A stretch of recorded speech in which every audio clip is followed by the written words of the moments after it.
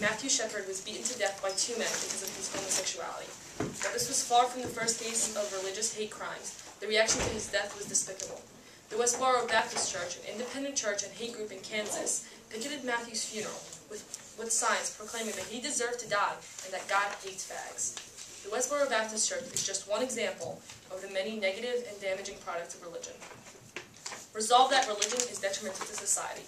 Religion, an institution to express belief in a divine power, is, in the present tense, implies religion as it is practiced today, not how it was meant to be practiced, nor how it should be practiced in an ideal society, but how it has developed into modern times.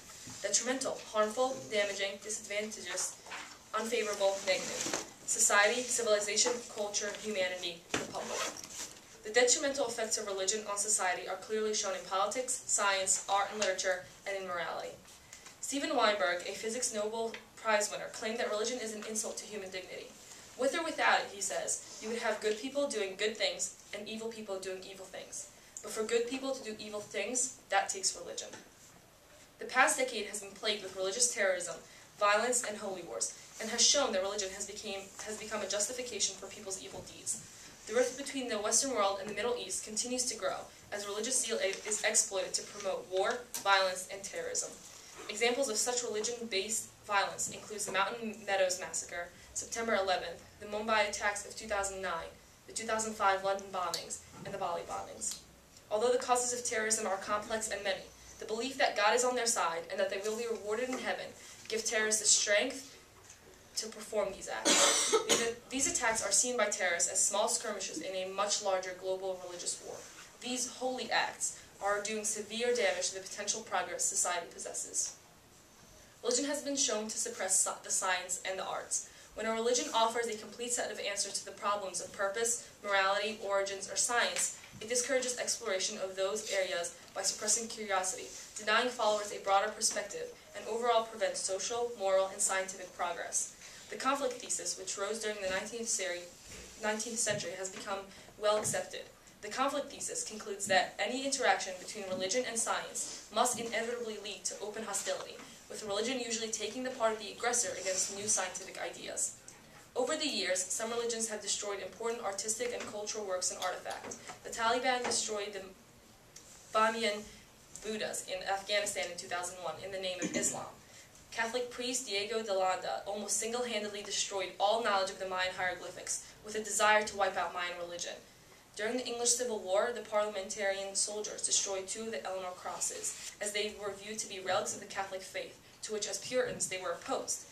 In 1989, Muslim religious leader Ayatollah issued a religious edict condemning another author, Salman Rushdie, to death for the publication of the book The Satanic Verses. Recently, the Pope has been found guilty of multiple cover-ups of molestation. Muslims in Bangladesh issued a religious decree calling for the death of a woman poet because of women's rights issues raised in her books. Which leads me to my last and perhaps most important point, the damaging effect that religion has on morality. Ryan will argue that religion promotes morality. This is false. Religion promotes pseudo-morality. In the words of Albert Einstein, a man's ethical behavior should be based on sympathy and education. Man would be in a poor way if he had to be restrained by fear of punishment and hope of reward after death. Holy books tend to contain restrictions against following one's conscience over Scripture. Positive actions are supposed to originate not from compassion, but from the fear of punishment. Furthermore, religious institutions typically declare that they have special knowledge of absolute morality, and invoke this in order to hinder debates on many controversial issues that continue to hinder our society, such as stem cell research, euthanasia, and same-sex marriage. As I already mentioned, religious hate crimes towards homosexuals have been particularly disgusting in recent times.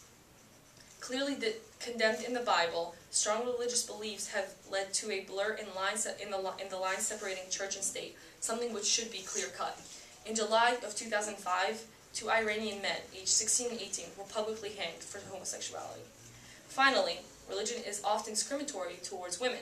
Religions have treated women in more inferior status to men, depriving them of opportunities, endorsing excessive punishments, and using torture and execution as a manner of subjugating them.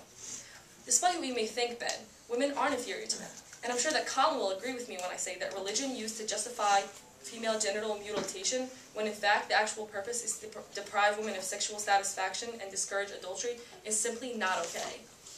In this debate, society is not necessarily American society. While we do face some of the detrimental effects of religion, less developed nations with no separation of church and state suffer to a much greater degree. Without the religious beliefs clashing, there would be little cause for war. Almost all wars have been motivated by religion. The fight for belief has suppressed creativity, science, and created a pseudo sense of morality. The belief that blind faith and obedience over compassion will result in a reward is detrimental to society. The belief that you are better because you have been saved is detrimental to society. The oppression and hate caused by strong religious convictions have a damaging and lasting impact on society and will continue to do so. Thank you both for your